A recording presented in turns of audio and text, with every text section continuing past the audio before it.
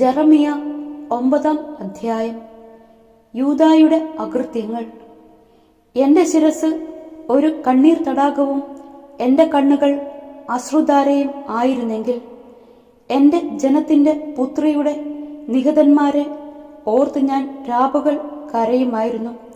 മരുഭൂമിയിൽ എനിക്കൊരു വഴിയമ്പലം ലഭിച്ചിരുന്നെങ്കിൽ ഞാൻ എന്റെ ജനത്തെ വിട്ട് അകന്നു പോകുമായിരുന്നു. വഞ്ചകരായ ഒരു കൂട്ടം വ്യഭിചാരികളാണ് അവർ. വില്ലുപോലെയാണ് അവരുടെ നാവ് വളയുന്നത്. സത്യമല്ല, കാപട്യമാണ് ദേശത്ത് ശക്തിപ്പെടുന്നത്. തിന്മയിൽ നിന്ന് തിന്മയിലേക്ക് അവർ നീങ്ങുന്നു. അവർ എന്നെ അറിയുന്നില്ല.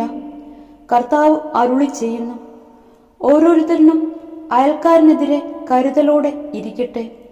ഒരു സഹോദരനിലും വിശ്വാസം അർപ്പിക്കുകയും വേണ്ട. സഹോദരന്മാരൊക്കെ ചതിയന്മാരാണ്. അയൽക്കാരെല്ലാവരും ഏഷണിക്കാരും. അവർ അയൽക്കാരനെ വഞ്ചിക്കുന്നു. ഒരുവനും സത്യം പറയുന്നില്ല. കള്ളം പറയാനാണ് അവരുടെ നാവിന് ശീലം. അതിക്രമത്തിൽ മുഴുകിയ അവർ അനുതപിക്കുന്നുമില്ല. മർദ്ദനത്തിനുമേൽ മർദ്ദനവും വഞ്ചനയ്ക്കുമേൽ വഞ്ചനയും കുന്നുകൂടുന്നു. അവർ എന്നെ അറിയാൻ വിസമ്മതിക്കുന്നു. കർത്താവാണ് ഇത് പറയുന്നത്. സൈന്യങ്ങളുടെ കർത്താവ് അരുളി ചെയ്യുന്നു, ഞാൻ അവരെ ചൂളയിൽ ഉരുക്കി ശുദ്ധീകരിക്കും. എന്റെ ജനത്തിന് ഞാൻ മറ്റെന്താണ് ചെയ്യുക? അവരുടെ നാവ് മാരകമായ അസ്ത്രമാണ്. അത് വഞ്ചന പൊഴിക്കുന്നു. അയൽക്കാരനോട് സൗഹാർദ്ദമായി സംസാരിക്കുമ്പോഴും അവർ തങ്ങളുടെ ഹൃദയത്തിൽ കെണിയൊരുക്കുകയാണ്. കർത്താവ് ചോദിക്കുന്നു, ഈ കൃത്യങ്ങൾക്ക് ഞാൻ അവരെ ശിക്ഷിക്കേണ്ടതല്ലേ? ഇത്തരമൊരു ജനതയോട് ഞാൻ പ്രതികാരം ചെയ്യരുതെന്നോ? കുന്നുകളെക്കുറിച്ച് വിലപിക്കുവിൻ, മരുഭൂമിയിലെ മേച്ചിൽപ്പുറങ്ങളെക്കുറിച്ച് വിലാപഗാനം ആലപിക്കുവിൻ. അവ ശൂന്യമായിരിക്കുന്നു, ആരും അതിലെ കടന്നുപോകുന്നില്ല. കന്നുകാലികളുടെ കരച്ചിൽ കേൾക്കാനില്ല. പക്ഷികളും മൃഗങ്ങളും അവിടം വിട്ടുപോയിരിക്കുന്നു. ഞാൻ ജെറൂസലേമിനെ ഒരു നാശകൂമ്പാരവും കുറുക്കന്റെ സങ്കേതവുമാക്കും. യൂദായിലെ നഗരങ്ങളെ വിജനഭൂമിയാക്കും. ഇത് ഗ്രഹിക്കാൻ ആർക്ക് ജ്ഞാനമുണ്ട്? ഇത് വിളംബരം ചെയ്യാൻ ആരോടാണ് കർത്താവ് കൽപ്പിച്ചത്? ആരും വഴി നടക്കാത്ത വിധം ദേശത്തെ നശിപ്പിച്ച് മരുഭൂമി പോലെ പാഴാക്കിയതെന്തിനാണ്? കർത്താവ് അരുളി ചെയ്യുന്നു, എന്റെ നിയമം അവർ അവഗണിച്ചു. എന്റെ വാക്ക് അവർ കേൾക്കുകയോ അനുസരിക്കുകയോ ചെയ്തില്ല. തങ്ങളുടെ പിതാക്കന്മാരെ പോലെ അവരും തന്നിഷ്ടത്തിൽ മുറുകെ പിടിച്ച് ബാൽദേവന്റെ പിറകെ നടന്നു.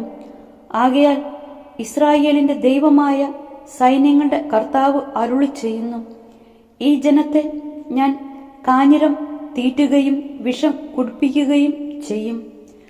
അവരോ അവരുടെ പിതാക്കന്മാരോ അറിഞ്ഞിട്ടില്ലാത്ത ജനതകളുടെ ഇടയിലേക്ക് ഞാൻ അവരെ ചിതറിക്കും. അവർ നിശേഷം നശിക്കുന്നതുവരെ വാൾ അവരെ പിന്തുടരും. സൈന്യങ്ങളുടെ കർത്താവ് അരുളി ചെയ്യുന്നു, വിലാപക്കാരികളെ വരുത്തുവിൻ, അതിൽ സമർത്ഥരായ സ്ത്രീകളെ ആളയച്ചു വരുത്തുവിൻ. അവർ തിടുക്കത്തിലെത്തി നമുക്ക് വേണ്ടി വിലപിക്കട്ടെ. അങ്ങനെ നമ്മുടെ കണ്ണുകൾ നിറയട്ടെ, കൺപോളകൾ കവിഞ്ഞൊഴുകട്ടെ.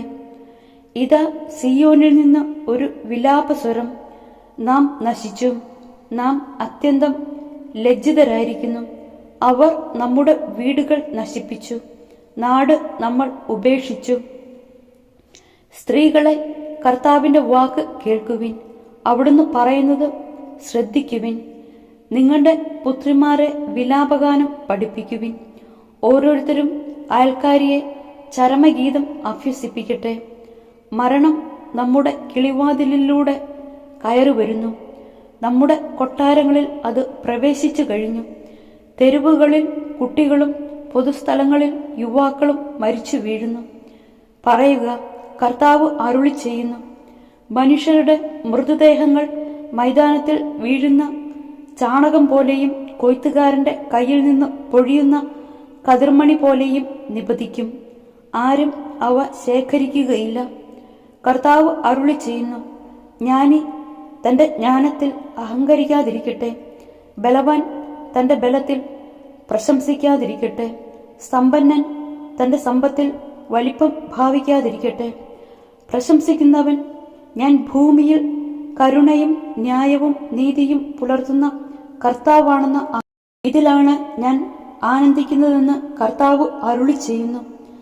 പരിച്ഛേദിതരെങ്കിലും അപരിച്ഛേദിതരായ എല്ലാവരെയും ഞാൻ ശിക്ഷിക്കുന്ന ദിവസം ഇതാ വരുന്നു, കർത്താവ് അരുളി ചെയ്യുന്നു. ഈജിപ്ത്, യൂദ, ഏദോം, അമ്മോന്യർ, മോവാബ്യർ, ചെന്നിവടിച്ച മരുഭൂവാസികൾ ഇവരെല്ലാം അപരിച്ഛേദിതരാണ്. ഇസ്രായേൽ ഭവനം മുഴുവൻ ഹൃദയത്തിൽ അപരിച്ഛേദിതരാണ്.